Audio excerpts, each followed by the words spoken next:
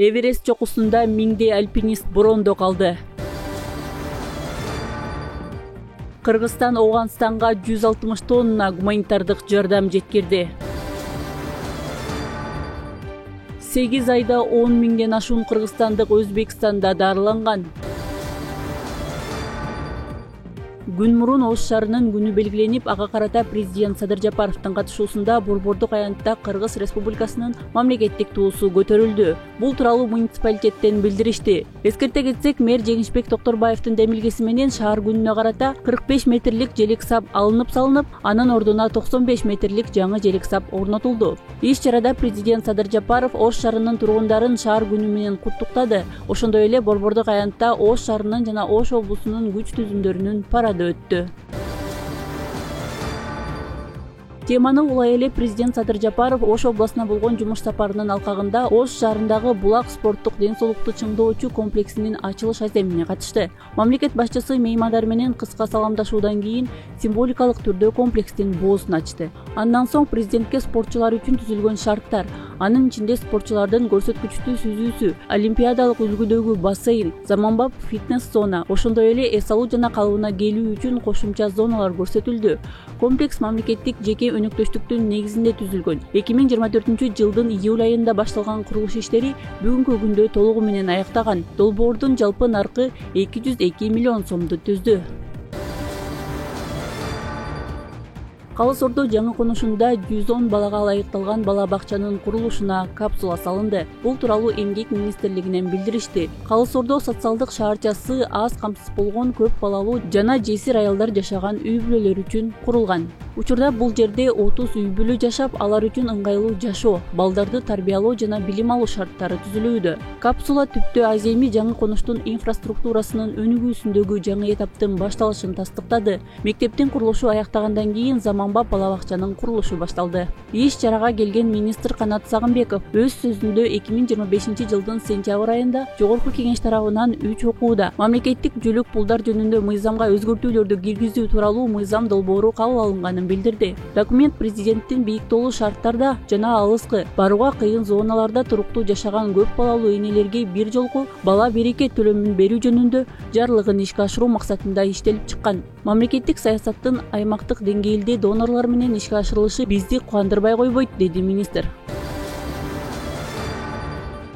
Манас эл аралык аэропортунун жаңы терминалынын курулушун 2026-жылы бүткөрүү пландалууда. Курулуш министри Нурдан Орунтаев жана Кыргызстан аэропорттору башкармалыгынын төрагасы Манасбек Самидинов курулуш аянтын жеринен көрүп чыгышты.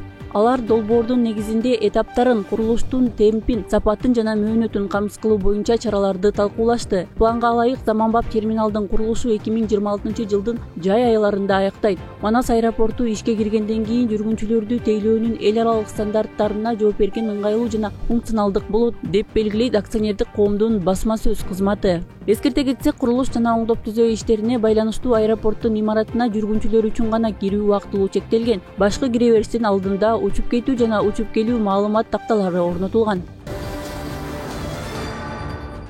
Табигый кырсыкта жапа чеккендер үчүн президент Садыр Жапаровдун жетекчилиги астында Кыргызстандан Ооганстанга гуманитардык жардам жөнөтүлдү. Ош шаарында даярдалган жүктө 130 тонна азык-түлүк, наркы 2 миллион сомду түзгөн балдардын жылуу кийим-кечеси жана күнүмдүк зарыл товарлар камтылган. 25-сентябрда коопсуздук кызматтарынын коштоосунда жолго чыккан кербен 27-сентябрда Өзбекстан аркылуу Термездеги Хайратон өткөрмө постуна жеткен. Андан ары делегацияны Кыргызстандын Ооганстандагы өкүлү жана жергиликтүү коопсуздук органдары тосуп алып, коштоп барган.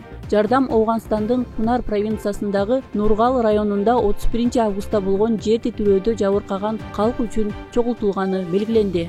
Жүк кампаларга түшүрүлүп, жакынкы күндөрү кырсык болгон аймакка жеткирилет. Кыргызстандан барган делегацияны Балх провинциясынын губернатору Мухаммад Юсуф Бафа өз резиденциясында кабыл алып, кыргыз элине жана мамлекет башчысына ыраазычылык билдирген. Эки өлкө ортосунда алакаларды бекемдөө үчүн Мазари Шарифте Кыргызстандын консулдугун ачуу, айыл чарба жана соода саттык тармагында кызматташууну кеңейтүүгө даяр экендигин белгиледи. 2025-жылдын январь-август айларында 10 миңден ашуун кыргызстандык жарандар дарылануу үчүн Өзбекстанга барышкан. Бул тууралуу өлкөнүн улуттук статистика комитети маалымдады. Бул мезгил ичинде Өзбекстанга жалпы 60 миңден ашык чет өлкөлүк жаран медициналык жардам алуу максатында келген. Дарыланууга келгендердин көбүн коңшу өлкөлөрдүн жарандары түзөт. Алардын арасында Тажикстандан келгендер эң көп болсо, ал эми Кыргызстандан 10.427 адам түзгөн. Эверест тоосунда катуу жааган каар жана бороон чапкындан улам миңдеген альпинист базалык лагерден чыга албай калды. Бул тууралуу Коммерсант агенттиги билдирди. Маалыматка ылайык, октябрь айындагы абдан катуу жааган каар, бороон чапкын жана муз тоңгон жолдордон улам альпинисттер 5000 метрге чейин бийиктиктеги базалык лагерден чыга албай калган. Буга байланыштуу альпинисттер куткаруучуларга байланышка чыккан. Айрымдарынын абалы оорлошуп, үшүккө кабылгандар бар экени айтылууда. Учурда Эверест пейзаждык паркы жабылып, билеттерди сатуу актылуу токтотулду. Окуя болгон жерге жергиликтүү куткаруу топтору жөнөтүлүп, бирок аба ырайынын катаалдыгынан улам эвакуация иштерин кыйындатууда.